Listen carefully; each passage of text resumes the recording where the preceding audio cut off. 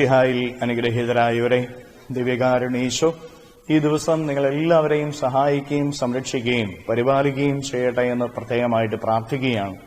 ഈശോയുടെ സംരക്ഷണവും സഹായവും ഈ ദിവസം മുഴുവനും നിങ്ങൾക്ക് ഓരോരുത്തർക്കും ലഭിക്കട്ടെ. വിശുദ്ധ ലൂക്കായുടെ സുവിശേഷത്തിന്റെ 10-ാമത്തെ അധ്യായത്തിന്റെ 38 മുതലുള്ള തിരുവചന ഭാഗങ്ങളിൽ നമ്മൾ വായിച്ച് ധ്യാനിക്കുന്നത് ഈശോ മർത്തായുടെയും മറിയത്തിന്റെയും ഭവനത്തിലേക്ക് കടന്നു ചെല്ലുന്നതാണ്. ആ ഭവനത്തിലേക്ക് കടന്നു ചെല്ലുമ്പോൾ മർത്ത അവനെ എങ്ങനെയൊക്കെ പരിചരിക്കണമെന്നുള്ള പലവിധ കാര്യങ്ങളിൽ വ്യഗ്രചിത്തയായിട്ട് നടക്കുകയാണ്. മറിയം അവന്റെ പാദാന്തികത്വത്തിലിരുന്ന് അവൻ പറയുന്നത് ശ്രവിക്കുന്നു. കുറച്ചു കഴിഞ്ഞപ്പോൾ മർത്ത കർത്താവിന്റെ അടുത്തേക്ക് വന്നിട്ട് പറയുന്നുണ്ട്, കണ്ടോ, എന്നെ ഒറ്റയ്ക്ക് ഈ കാര്യങ്ങളെല്ലാം ചെയ്യാൻ പറ്റിട്ട് അവളവിടെ വന്നിരിക്കുകയാണ്. അപ്പോ ഈശോനാഥൻ മർത്തായോട് പറയുന്നുണ്ട്, മറിയം നല്ല ഭാഗം തെരഞ്ഞെടുത്തിരിക്കുന്നു എന്ന്.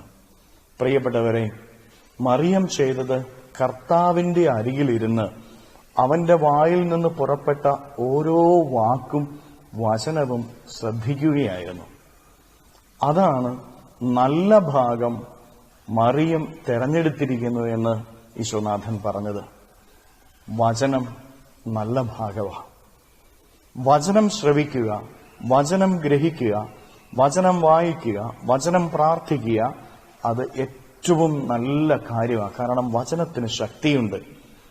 വചനം വായിക്കുകയും ശ്രവിക്കുകയും ധ്യാനിക്കുകയും പ്രാർത്ഥിക്കുകയും ചെയ്യുമ്പോൾ ആ ശക്തിയുള്ള വചനം നമ്മുടെ ഓരോരുത്തരുടെയും ജീവിതത്തിൽ പ്രവർത്തിക്കും. കാരണം അത് നമ്മൾ കേൾക്കുമ്പോൾ, പ്രാർത്ഥിക്കുമ്പോൾ, അത് വായിക്കുമ്പോൾ നമ്മൾ നല്ലത് തിരഞ്ഞെടുക്കുന്നവരായിട്ട് മാറുകയാണ് എന്ന് നമ്മൾ ആരും മറന്നുപോകരുത്. ഏറ്റവും നല്ലത് ദൈവവചനമാണ്.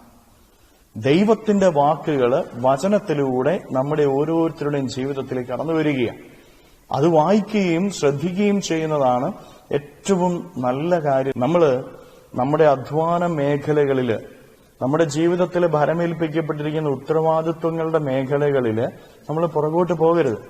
നമ്മുടെ ഉത്തരവാദിത്വങ്ങൾ നിർവഹിക്കുമ്പോഴും വചനാനുസൃതമായിട്ടുള്ള ഒരു ജീവിതം നമ്മൾ ഓരോരുത്തരും നയിക്കണം.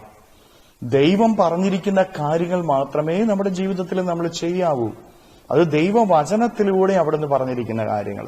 അപ്പോൾ നല്ല ഭാഗം തെരഞ്ഞെടുക്കുന്നവരായിട്ട് നമ്മൾ മാറുകയും ദൈവസന്നിധിയിൽ നമുക്ക് ഓരോരുത്തർക്കും വിലയുണ്ടാവുകയും ചെയ്യും.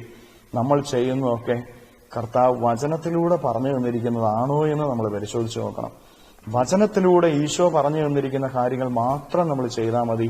അതിനെ കൃപയുള്ളൂ, അതിനെ അനുഗ്രഹമുള്ളൂ എന്ന് നമ്മൾ തിരിച്ചറിയുക.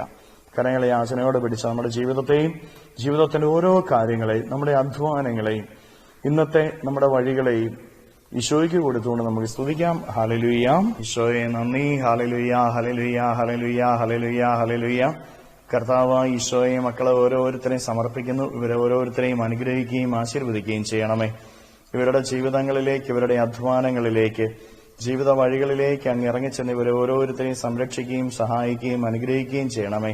ഇവരുടെ ജീവിതത്തിൽ നിന്ന്, ജീവിത വഴികളിൽ നിന്ന്, അധ്വാന മേഖലകളിൽ നിന്ന് സർവ്വ തിന്മകളെയും ബന്ധനങ്ങളെയും കെട്ടുകളെയും പിശാചിന്റെ ഉപദ്രവങ്ങളെയും നാരകീയ ശക്തികളെയും തിന്മയുടെ സ്വാധീനങ്ങളെയും ദിവ്യകാരുണ്യത്താൽ ബന്ധിച്ചു നിർവീര്യമാക്കി നരാഗ്നിയിലേക്ക് ആട്ടിപ്പായിക്കുന്നു.